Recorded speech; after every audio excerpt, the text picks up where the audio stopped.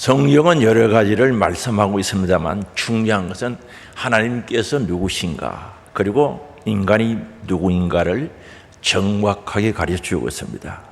그러므로 성경을 통해서 인간이 무엇인지를 확실히 알아야 돼요. 다시 말하면 성경을 통해서 내가 누구인지, 어떠한 사람인지를 바르게 알 필요가 있습니다. 하나님께서 인간을 하나님의 형상과 모양대로 창조하셨습니다. 그리고 사람을 흙으로 빚으시고 그 코에 생기를 불어넣어서 생명이 되게 하셨다라고 말씀하고 있습니다. 그리고 에덴 동산에서 하나님께서 바로 우리 사람들을 통해서 아담과 하와를 통해서 교통하면서 살기를 하시는데, 그런데 이 아담과 하와가 마귀의 유혹을 받아가지고 먹지 말라고 한 금단의 열매 선악과를 따먹음으로 말미암아 범죄하게 되었고 에덴에서 추방되게 되었습니다. 그런데 이 아담의 후손들은 바로 죄의 속성을 가지고 태어나는 거죠. 바로 그 죄의 속성을 가지고 태어나는데 그걸 원죄라고 이야기합니다. 오늘 본문 말씀에 있어서는 우리가 예수 믿기 전에 우리의 모습을 그대로 보여주고 있는 거죠. 죄된 모습, 아담과 하와로부터 죄성을 가지고 태어난 인간의 모습이 어떠한지 정확하게 보여주고 있다는 거죠. 그래서 우리가 구원받기 전에 나의 죄된 모습을 아는 것만큼 지금 내가 받은 구원의 가치를 알 수가 있는 거죠. 다시 말하면 내가 예수 믿기 전에 어떤 상태에 있었는지를 정확하게 알면은 내가 지금 구원받고 신앙생활하는 것이 얼마나 행복하며 감사한 것인지를 알 수가 있는 겁니다. 그래서 신명기 16장 12절에 보면은 너는 애굽에서 종되었던 것을 기억하고 이 규례를 지켜 행할지리라 말합니다. 너희들이 애굽에서 종살이 할 때 고통과 고난과 역경을 너희들이 잘 알고 있지 않느냐, 그거 기억하라는 거죠. 이제 자유의 몸이 되었지만 그거 잊어버리지 말라는 거죠. 그걸 기억하고 하나님의 말씀 규례를 지켜서 행하라고 말씀하고 있습니다. 그러면 오늘 우리가 구원받기 전에 나의 모습을 정확하게 아는 것이 중요한데, 오늘 본문 말씀에서 구원받기 전의 상태는 한마디로 비참한 모습이죠. 희망이 없는 모습입니다. 허물과 죄로 죽었다고 말씀합니다. 불순종과 죄로 인하여서 우리의 영이 죽은 자였고 세상의 악한 길을 따라갔고 세상 권세 잡은 마귀를 따랐던 자들이다고 말합니다. 그래서 하나님으로부터 오는 은혜와 모든 것이 단절되어서 내 욕심대로 살면서 마음이 원하는 대로 살아갔던 자들인데 본질상 진노를 받은 자다. 하나님의 심판 외에 기대할 것이 없었다는 거죠. 그래서 오늘 말씀을 더 자세히 보면 1절에 그렇게 말씀합니다. 그는 허물과 죄로 죽었던 너희를 살리셨도다 하는 거죠. 바로 그는, 예수 그리스도는 허물과 죄로 죽었던 우리를 살려주셨다는 거죠. 죽을 뻔한 게 아니고 죽었던 자라고 말씀하고 있습니다. 여기에 허물은요, 표준에서 벗어난 상태를 가리키는 거죠. 하나님과 사람 사이에 잘못된 관계로 저지르는 죄, 이걸 허물이라고 이야기하는 거죠. 표준에서 벗어난 상태. 죄는요, 관역을 맞추지 못했다는 거죠. 하나님께서 정한 기준에서 어긋난 행위를 가리키는 겁니다. 죽었던, 완전히 영적으로 죽었던 상태를 가리키는 겁니다. 겉으로 보기에는 살아있는 것 같은데 그 속은, 그 영은 죽은 자였다고 말씀합니다. 다시 말하면 하나님과 관계가 단절된 자인 것을 말씀하죠. 그리고 영이 죽은 상태죠. 그럼 죽은 결과가 뭐냐는 거죠. 과거에는 세상의 악한 풍속과 또한 공중권세 잡은 자를 따라다녔다는 거죠. 악한 영을 추종하던 자였음을 말합니다. 그래서 2절에 정확하게 말씀하는데, 그때 너희는 그 가운데서 행하여 이 세상 풍조를 따르고, 이 세상 풍조를 따랐다는 거죠. 세상 따라 하나님과 관계가 없는 나 마음대로 사는 삶을 살아갔다는 거죠. 공중권세 잡은 자를 따라서니 곧 지금 불순종의 아들들 가운데 역사하는 영이라는 거죠. 공중권세 잡은 자를 따랐다는 건 누굽니까? 마귀를 이야기하는 거죠. 오늘날 또 불순종하는 자들 가운데 역사하는 영이라고 밝히고 있습니다. 마귀는 허물과 죄로 죽었던 우리를 의식세계를 통치하고 있는 거죠. 다스리고 있는 거죠. 그래서 요한일서 3장 8절에 보면 죄 지는 자는 마귀에게 소속되었다고 이야기합니다. 아예 소속이 마귀에게 소속된 자였음을 말씀합니다. 그래서 육체의 욕심대로 살았다라고 말합니다. 바로 불신자들과 마찬가지로 육체의 욕심대로 살았다는 거죠. 죄된 본성을 따라서 살았다는 것을 이야기합니다. 그래서 본질상 진노의 대상이다, 하나님의 심판의 대상이었던 것을 알 수가 있습니다. 3절 이제 우리 같이 한번 읽어볼까요? 3절 말씀 같이 읽어보겠습니다. 시작.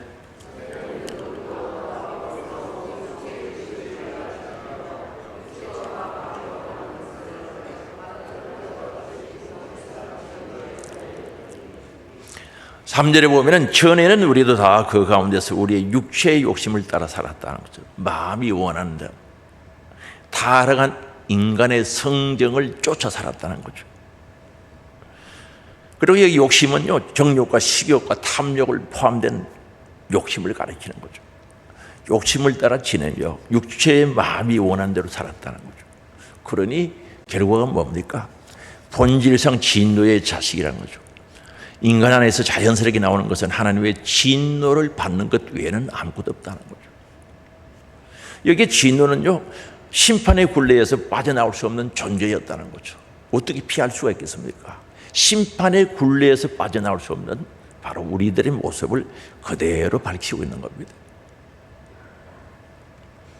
그래서 로마서 6장 23절에 보면은 죄의 삭은 사망이요, 죄의 보수죠, 죄의 대가, 죄 지은 대가, 죄인의 대가는 사망, 죽음이라는 거죠. 이 죽음이 왜 무섭습니까? 우리가 죽음으로 끝나는 게 아니죠. 요한계시록에 보면은 둘째 사망이라고 나와요. 둘째 사망. 지옥 가는 것을 가리켜서 둘째 사망이라고 말씀하고 있습니다. 그래서 우리가 죽어요. 그러면은 죄 가운데 죽으면 둘째 사망, 지옥 간다는 거죠. 지옥에 대해서 여러분은 어떻게 생각합니까?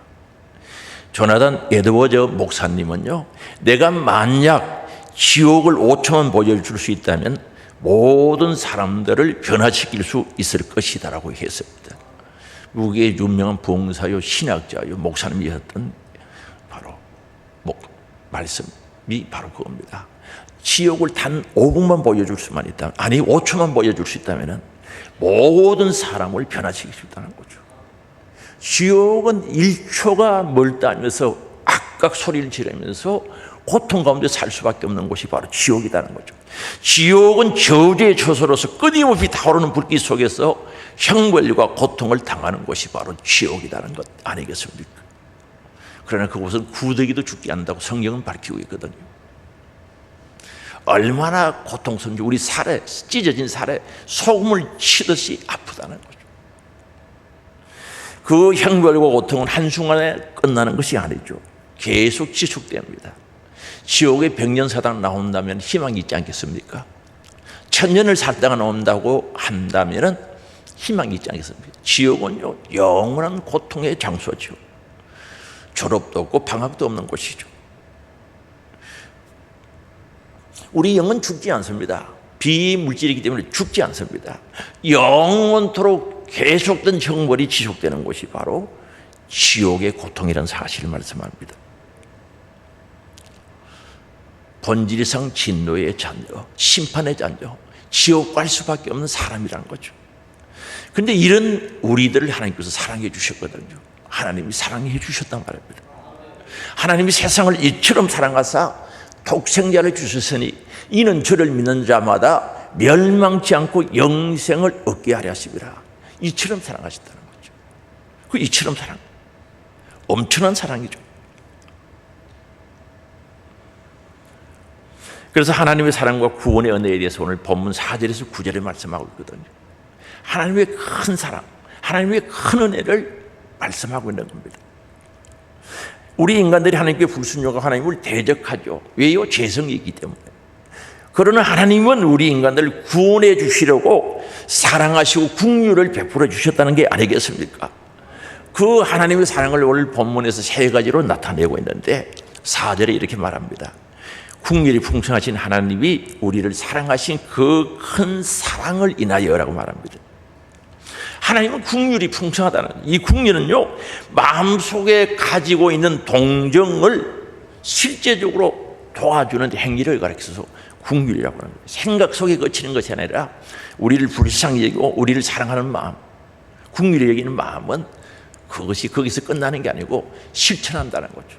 하나님이 실행하신다는 거죠. 그게 긍휼이에요. 그래서 여기서 긍휼이 풍성하시다는 거죠. 우리 하나님께서 우리 인간들을 불쌍히 여기신다는 거 아니겠습니까?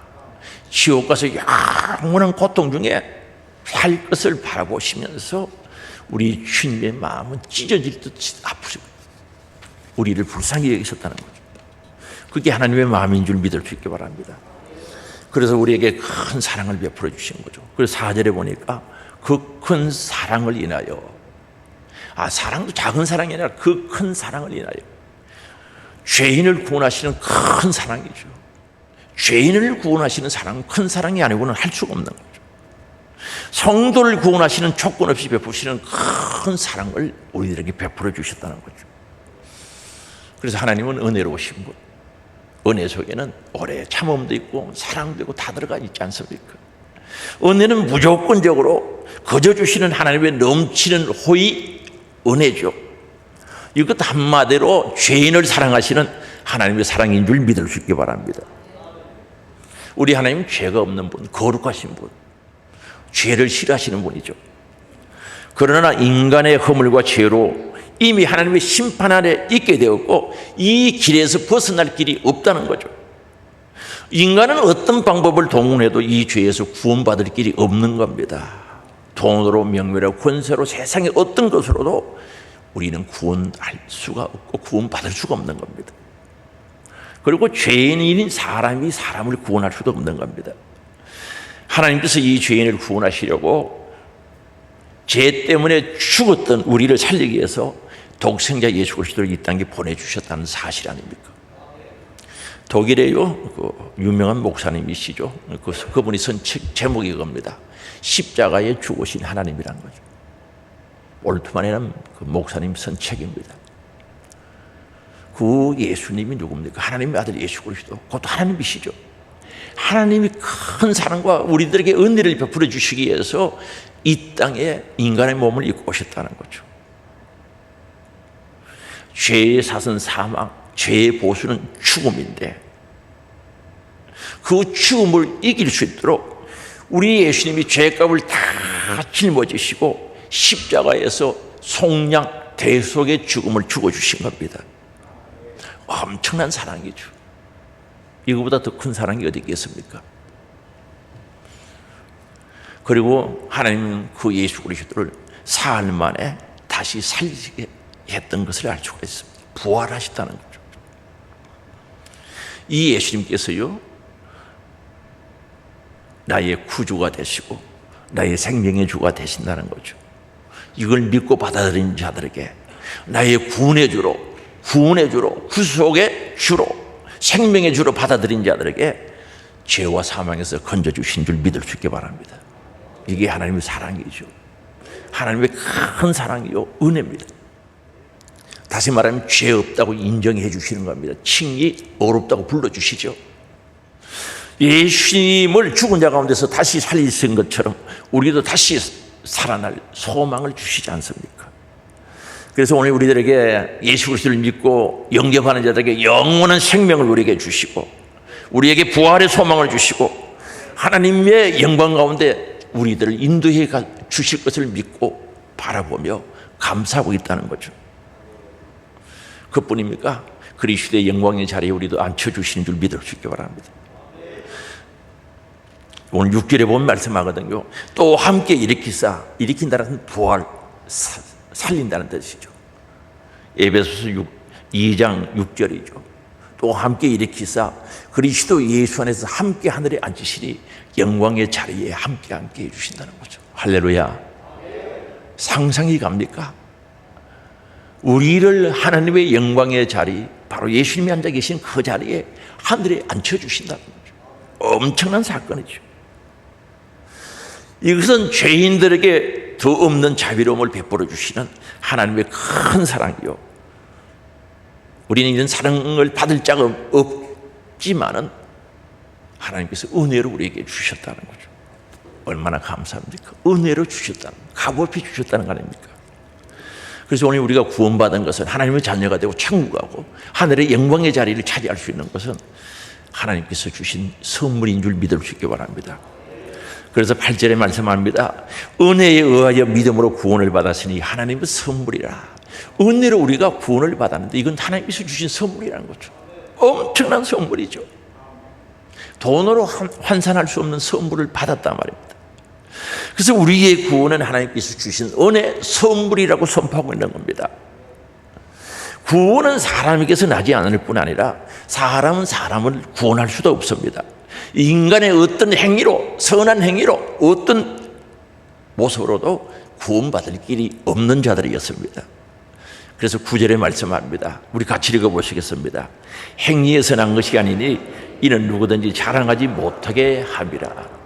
우리의 행위, 우리의 행동, 우리의 삶에서 난 것이 아니라는 거죠. 그래서 이건 구원받은 거죠. 누구든지 자랑하지 못하게 합니다. 왜? 은혜로 값없이 받았기 때문에 자랑하지 못한다는 거죠. 독생자 예수 그리스도의 대속의 죽음과 부활을 믿음으로 얻는 구원은 그저 은혜라고 말씀하고 있습니다. 값없이 주시는 선물, 예수님을 인하여 주어지는 구원의 선물은 하나님께서 주실 때 우리는 믿음으로 받으면 되는 거죠. 주님이 이 은혜를 주실 때 우리는 믿음의 손으로 받는 줄 믿을 수 있기 바랍니다. 믿음의 손으로 받아들이면 되는 겁니다. 그래서 우리가 받은 이 구원에 대해서는 하나님의 선물이기 때문에 자랑할 것이 없습니다. 오직 하나님께서 주셨으니 감사할 것밖에 없는 거죠. 여러분, 구원에 감사가 있습니까? 언제? 기쁠 때 감사가 있습니까? 잘 될 때 감사가 있습니까? 행복할 때 감사가 있습니까? 그럼 힘도 어려울 때도 이 구원에 감사가 있습니까? 여러분, 안 될 때도 감사하고 있습니까? 짜증날 때는 왜 하는 소리가 적어집니까? 아니, 하나님께서 주신 이 구원의 선물이 내 기분 따라 바뀌는 겁니까? 내 감정 따라 바뀌는 겁니까? 그게 예를 들어서 제가 우리 애들에게, 손자들에게 돈을 5만 원 줬어요. 5만 원 받았어요. 그럼 5만 원 받은 것이 그들이 감정에 따라 5만 원짜리가 2만 원 되고 5만 원짜리가 7만 원 되고 바뀌는 겁니까? 아니죠. 오늘 우리는 구원받은 자는 전천후 감사해요. 어떤 환경과 조건 속에서도 감사가 있어야죠. 아니, 구원이 내가 기분이 언짢다고 해서, 좋지 않다고 해서 그게 구원의 가치가 떨어집니까? 아니죠. 늘 감사, 늘 감사함이 있기를 원합니다. 그저 받은 은혜에 대해서 늘 감사, 항상 감사, 범사에 감사, 감사함이 있어야 되는 거죠. 진짜 예수 믿는 사람이지. 천국을 소유한 자, 예수의 생명을 가진 자, 바로 그 모습이죠. 사랑하는 성도 여러분, 우리는 하나님께서 주신 구원의 선물을 받았습니다. 받았다는 거죠. 그래서 우리는 감사해야 되고요. 재용삼을 받았다는 거죠. 우리는 예수의 생명을 받았습니다. 하나님의 자녀가 되었습니다. 하나님은 우리의 아버지입니다. 하나님을 아빠 아버지로 부를 수 있는 특권을 주셨고 그 아버지께 구할 수 있는, 기도할 수 있는 특권도 주신 줄 믿을 수 있게 바랍니다. 천국 백성이 된 거죠. 이제는 천국을 소유한 자가 되었다는 거죠. 이거 모든 것 우리에게 선물로, 은혜로 주셨다는 거 아니겠습니까? 감사를 따르는 거죠. 그런데요, 우리가 이 엄청난 선물을 받았어요. 이 받으면은 감사함이 있을 수밖에 없고, 또한 감사하면서 어떻게 살아가야 될 것을 10절에 말씀하거든요. 보통요, 우리는 신앙에 대해서 깊은 진리가 바로 서 있지 않은 분들은 아이고, 예수 믿고 구원받으면 되지, 예수 믿고 나만 천국 가면 되지, 그런 생각에 그냥 대충 신앙생활하는 분들이 있어요. 나만 예수 믿고 가면 된대, 나만 예수 믿고 천국 가면 된대. 성경에는 그렇게 기록하고 있지 않다는 거죠. 어디 성경에 그렇게 기록한 데가 있습니까? 나만 예수 믿고 구원받으면 되고 나만 신앙생활 잘하다가 천국 가고 하늘의 영광 받으면 된다고 생각하는데 그렇지가 않아요. 우리 에베소서 2장 10절을 같이 한번 읽어봅시다. 우리는 그가 만드신 바라 그리스도 예수 안에서 선한 일을 위하여 지으심을 받은 자니 이 일은 하나님이 전에 예비하사 우리로 그 가운데서 행하게 하려 하심이니라. 오늘 10절 말씀은 두 부분으로 전반부와 후반부이 나누어질 수 있는 거죠. 그럼 전반부에 성도 각 사람은 그리스도 안에서 선한 일을 위해서 지음받은 하나님의 작품이 되었다는 거죠. 그게 전반부입니다. 그 다음에 후반부는 그 선한 일들을 하나님께서 성도들로 하여금 구원받은 자들로 하여금 그 가운데서 행하도록 행동으로 옮기도록 하기 위해서 미리 예비해 놓으셨다는 거죠. 그럼 요약은 뭡니까? 우리가 새롭게 지음받은 새로운 작품이 된 것은 선한 일을 하도록 그렇게 지음받았다는 거죠. 그래서 오늘 우리 성도들은 구원받은 자들은 그 가운데서 행해서 그 일을 실행해야 된다는 거죠. 하나님은 우리를 새롭게 해주셨습니다. 우리를 구주로 믿으며 우리가 예수 그리스도를 구주로 믿으며 회개하는 자들에게 죄사함을 은혜 주시고 새롭게 재창조했다는 거죠. 거듭남을 주셨다는 거죠. 여기에 10절 말씀에 만드신 바라라고 나오죠. 만드신 바. 우리는 그가 만드신 바라. 이 말은 원어의 뜻은 생산품, 제조품, 작품이란 이 의미가 있는 거죠. 이 말은 우리 예수님을 통해서 우리를 새로운 피조물로 만들었다는 거예요. 천지 창조할 때 만든 게 아니고 새로 만들었다는 거예요. 새로운 피조물이 되게 하셨다는 거죠. 다시 말하면 재창조하셨다는 거죠. 그래서 우리는 하나님께서 만드신 새로운 작품이 된 거죠. 그래서 성도란 귀한 이름을 주신 겁니다. 다른 말로 거듭났다고 이야기하죠. 이 귀한 은혜를 우리에게 주셨다는 거죠. 하나님 우리를 새롭게 해주셨다는 거죠. 하나님 자녀로 삼아주시고 새로운 피조물이 되게 하시고 새로운 작품이 되게 하시고 정말 우리 하나님이 사랑하시고 귀하게 보시게 됐다는 거죠. 그런데 이제 우리는 이런 은혜를 받았으니까 예수 안에서 그리스도 예수 안에서 선한 일을 하라고 우리들에게 말씀하고 있는 거죠. 한번 보십시다. 이 자동차가 한 2억짜리가 있어요. 고장났어요. 잘 수리해서 잘 가게 만들어 놨어요.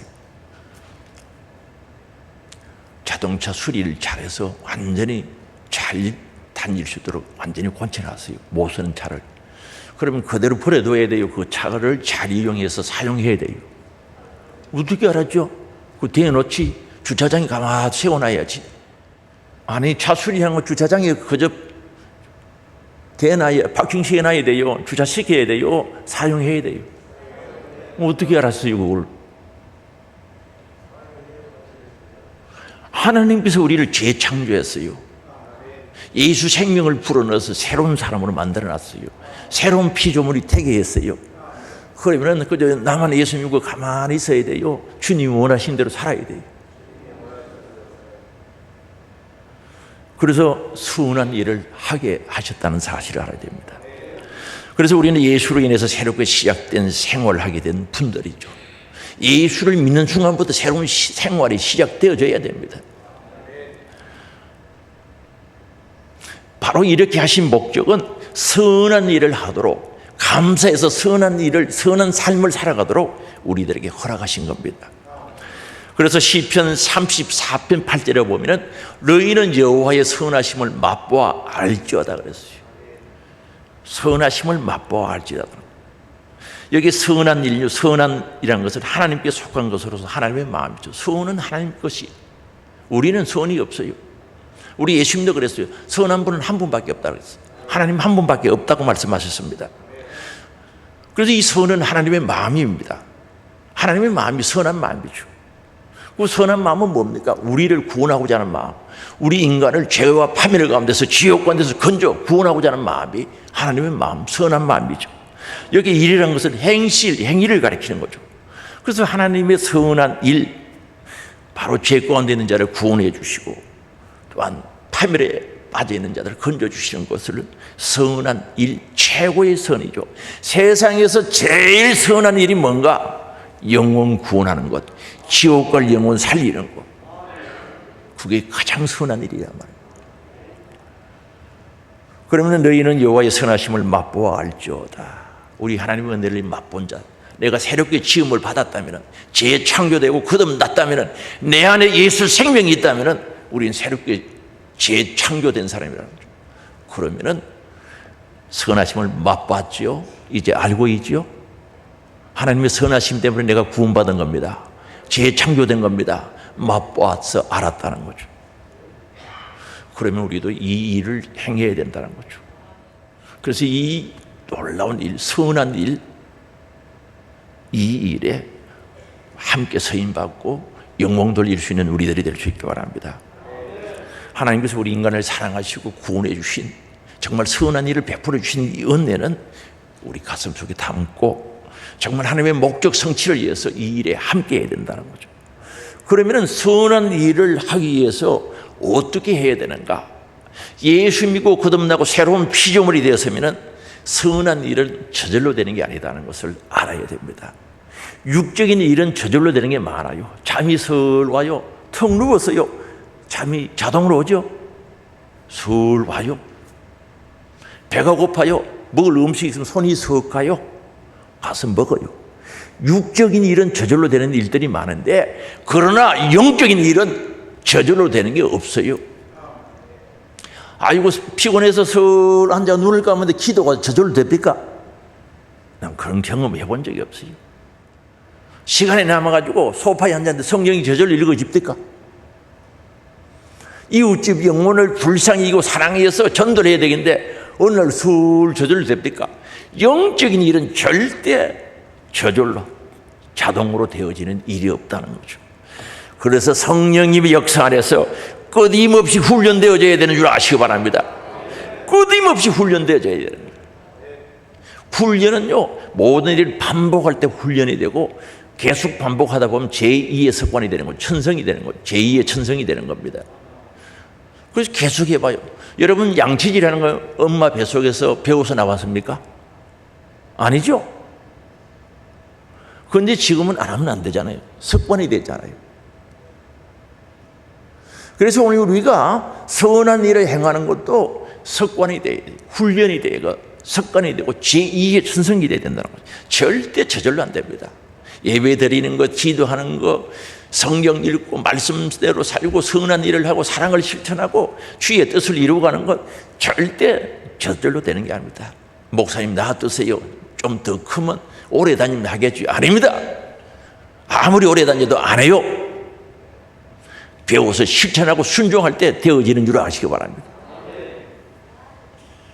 그래서 오늘 우리는 이 선한 일을 하기 위해서는 예수님의 마음을 가져야 되겠죠. 빌립보서 2장 5절에 말씀합니다. 너희 안에 이 마음을 품으라고, 그리스도 예수의 마음이니. 이 마음 품어야죠. 예수님의 마음, 선하신 예수님의 마음을 품어야 해요. 하나님의 마음을 품어야죠. 시편 86편 5절에 보면요, 하나님의 선하신 마음을 표현하고 있거든요. 주는 선하사 사죄하기를 즐거워하시며 죄 용서해 주는 것 즐거워해 주신다는 거죠. 주께 부르짖는 자에게 인자함이 후하심이 있다는 거죠. 부르짖어 기도한 자에게 후하게 주신다는 뜻이죠. 후하게 응답해 주신다는 거죠. 그럴 때가 많죠. 나는 기도 좀 했는데 주님 후하게 응답해 줄 때 얼마나 감사한지 은혜로 주시는 거예요. 내 죄는 지옥 가고도 남음 입죠. 그거 회개했다고 해서 사죄하시기를 즐거워하시고, 동리서가 먼 것처럼 우리 죄 보따리 옮겨버리고, 페인트를 가지고 어떤 그림 위에 지워버리듯이 도말하시고 지우개를 지우듯이 삭삭 우리 죄를 닦아주신단 말입니다. 이 마음 우리 품어야 되지 않겠어요? 예수님의 마음, 이 마음 우리 속에 있어야죠. 예수의 생명이 있으면 이 마음 당연히 있어야 되지 않겠어요? 그리고 우리는 천하보다 귀한 영혼을 사랑해야 됩니다. 먼저 내 영혼을 사랑할 수 있어야 돼요. 내 영혼의 가치를 알아야 돼요. 얼마나 내 영혼의 가치가 크게 독생자 예수 그리스도를 죽이시기까지 하시면서 나를 건져주시고 구원해 주셨는가. 내 영혼의 가치를 알고 이웃의 영혼들의 가치를 알아야 되는 거예요. 천하보다 귀한 영혼 가치를 알아야 돼요. 그래서 영혼 구원하자 하는 구령의 열정이 불타야 되지 않겠습니까? 저 영혼 버려두면 지옥 가는구나. 끝없는 지옥의 수렁에 빠져서 고통 중에 살아갈 수밖에 없는 그 모습을 보면서 안타까워하며 애절한 마음으로 그를 건지고자 하는 후령의 열정이 우리들에게 있어야 선한 일을 할 수 있겠죠. 한번 보세요. 누가복음 15장에 100마리 양을 가진 자가 한 마리 잃어버렸어. 99마리 양무리에 두고 한 마리 찾아났습니다. 가시밭 건너, 들을 건너, 강물을 건너 찾아나서다가 한 마리 찾았어요. 어깨에 메고 기뻐하며 돌아오죠. 그래서 친구들을 불러 모아서 잔치를 하는 거예요. 야, 잃었던 양을 찾았다. 잔치를 베풀 때 우리 주님께서 말씀하셨거든요. 내가 너에게 이르노니 이와 같이 죄인이 한 사람이 회개하면 하늘에서 회개할 것 없는 의인 99으로 말미암아 기뻐하는 것보다 더 기뻐하겠다는 거죠. 오늘 우리가 한 영혼을 찾아나서서 한 영혼을 그리스도에게로 데려온다면 우리 주님 그렇게 기뻐하시는 거예요. 세상에서 다시 말씀드립니다. 가장 선한 일은 영혼 구원하는 것, 지옥 갈 영혼 살려 그리스도에게로 인도하는 것, 그보다 더 귀한 일이 어디 있겠습니까? 그보다 더 선한 일이 어디 있겠습니까? 그렇다면 우리는 이제 그 영혼을 사랑하기 위해서는 다른 사람을 배려하는 마음을 가져야죠. 처음 교회에 오면 얼마나 어색하겠어요. 화장실이 어디 있는지, 식당이 어디 있는지, 밥을 어떻게 먹는지 모르지 않습니까? 예를 들어서. 그렇다면 처음 신앙생활 한번 모든 것이 서툴고 그렇지 않겠습니까? 배려해 줘야지. 배려해 줘요. 그리고 모르는 것도 많지요. 이해가 되도록 설명해 주고 가르쳐 주고 보여주고 그들을 배려할 수가 있어야 되는 거예요. 이 배려를 한다는 것은 내가 희생을 해야 되는 거죠. 황금률이 뭡니까? 내가 대접을 받고자 하는 대로 남을 대접하라 그랬거든요. 다른 사람의 마음을 읽어서 먼저 해주라는 거죠. 그래서 오늘 우리는 교회 오시는 분들이라 또는 예수 믿지 않는 전도 대상자들에게 찾아가서 배려해 줄 은혜를 베풀 줄 알아요. 거기는 반드시 희생이 따르게 되어 있죠. 거기는 수고가 따르게 되어 있습니다. 희생하고 수고하면서 그들에게 배려할 수 있어야 돼요. 절대 선한 일을 하기 위해서 내 감정대로 내 생각대로 해서는 안 된다는 거죠. 전에 그런 분이 있었거든요. 좀 화나면 막 큰 소리로 이야기 다 해버려요. 그럼 이야기 다 하고. 그러고는요, 나는 뒤끝이 없대. 뒤끝이. 아니, 혼자 뒤끝 없으면 많어. 다른 사람이 이미 상처받았는데. 나는 뒤끝이 없대. 혼자 뒤끝 없어서 뭐합니까? 이미 상처를 다 입혀놓고. 그런 건 고쳐야 되겠죠? 그건 배려가 아니에요. 우리 선한 일은 그렇게 해서는 할 수가 없는 거죠. 내가 참고, 내가 인내하고, 내가 수고하고, 내가 희생하고, 배려를 베풀어줘요. 그러고는 교회의 질서를 잘 지켜야 되겠죠. 하나님은 어지러움의 하나님이 아니시고 질서의 하나님이시거든요. 절대 질서를 지켜야 되는 거예요. 한번 봐요. 어떤 데 신호등이 이제 정전이 되어서 신호등이 작동 안 하면요. 좀 한참 있으면 경찰분들이 오셔서 교통 정리합니다만 그 전에 얼마나 혼란스러운지 아십니까? 사거리 같은 데 차가 뒤엉켜서 혼란스러운 거예요. 하나님은 질서의 하나님이십니다. 오지러움의 하나님이 절대 아닙니다. 정말 선한 일을 하기 위해서는 교회 안에 질서를 지켜야 되는 거예요. 철저히. 만약에 교회 안에 질서가 없다면 오지럽기 짝이 없는 거죠. 마귀가 좋아하는 거죠. 그래서 오늘 우리는 철저한 질서를 지켜야 해요. 그리고 말씀과 하나님 말씀과 성령 하나님께 순종해야 되는 거죠. 진짜 겸손한 사람이 누굽니까? 말씀 앞에 겸손해야 돼요. 성령 하나님 앞에 겸손한 사람이 진짜 겸손한 사람이죠. 우리가 인사를 할 때 90도 허리 숙여서 하는 게 아니라 그렇다고 겸손해지는 게 아니죠. 정말 성령 하나님 앞에 겸손한 자, 하나님 말씀 앞에 겸손한 자가 돼요. 그런 자는 순종할 수밖에 없지 않습니까? 그리고 가장 또 중요한 것이 뭡니까? 이 선한 일을 하는 것은요, 내 힘으로는 한계가 있는 거죠. 한 번 하는 것은 할 수가 있어요. 두 번 하는 건 할 수가 있어요. 한 달 정도 하는 건 할 수가 있어요. 독한 마음은 한 달쯤 하겠죠. 그러나 지속적으로 변치 않고 사랑하며 그들에게 선한 일을 할 수 있는 것은 하나님으로부터 오는 능력이 있어야 되는 줄 아시기 바랍니다. 그래서 우리 기도의 제목이 달라져야죠. 주여 능력을 주옵소서. 먼저 자기를 이기는 능력을 받고 자기 자신을 이기고 이 모든 일들을 행하는 일에 있어서 이길 수 있는 능력이 와야 되는 거예요. 선한 일은 내 힘으로는 항의하겠어요. 물론 나의 수고도 희생도 있어야 되지만 절대적으로 하나님으로부터 능력이 와요. 사랑의 능력이 와야 돼요. 사랑할 수 있는 건 능력이 없으면 못해요. 죄인을 사랑할 수 있는 것 능력이 있어야 할 수 있단 말입니다. 주여 능력 주옵소서. 기도가 달라져야지. 어디 서려고? 선한 일에 서려고 기도하고 능력을 받아야 되는 거예요. 하나님께서 우리들에게 값없이 주신 구원의 선물, 은혜죠. 우린 받은 자들이죠. 있죠? 어디 있습니까? 집에 놔두고 왔어요? 구원받은 은혜가 있죠? 어디 있습니까? 우리 안에 있어야 되는 거예요. 우리 안에 있어야 돼요. 내 안에 천국이 있고 내 안에 예수 피가 있고 내 안에 예수 생명이 있어야 돼요. 내 안에 예수의 영광 나도 가지고 있어야 되는 거죠. 내 안에 하늘의 소망이 있어야 되겠죠. 있어요. 새로운 피조물이 되었으면 반드시 가지게 돼 있다는 거죠. 그래서 우리는 이것 가지고요 감사해서 하나님의 선하심을 맛보아 알고 있지 않습니까? 선한 일에 기약이 쓰임 받으시기 바랍니다. 하나님께 영광을 여드리는 삶이 되기를 원합니다. 하나님께서 얼마나 기뻐하시겠어요. 베드로전서 1장에 보면요 우리가 전도하고 복음 전하고 말씀 가르치는 것을 천사들이 보고 부러워한다 그랬어요. 그래서 그게 찬송가 가사로 된 것인데 우리가 전도할 때 천사도 혼모하겠네 찬송가 있죠. 베드로전서 1장에서 만들어진 찬송 가사죠. 이 선한 일요 영혼 살리는 일 생명 구원하는 일 천사에게 안 맡기지 않았단 말입니다. 누구에게? 우리들에게 맡겨주신 거예요. 우리들에게. 그래서 이 일을 할 때 하나님이 얼마나 기뻐하시며 하늘의 영광이 얼마나 큰지 천사가 부러워하고 혼모한다는 거죠.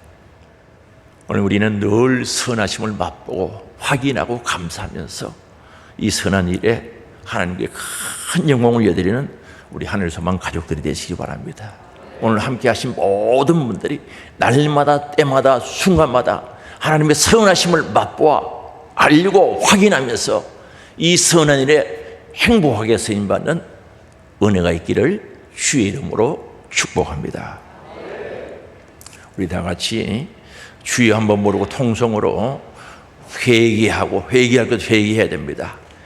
회개하고 하나님 앞에 말씀을 통하여 다시 결단하면서 선한 일을 할 수 있는 하나님의 사람, 영의 사람 되어지기를 우리 주여 한번 부르고 같이 기도합니다. 주여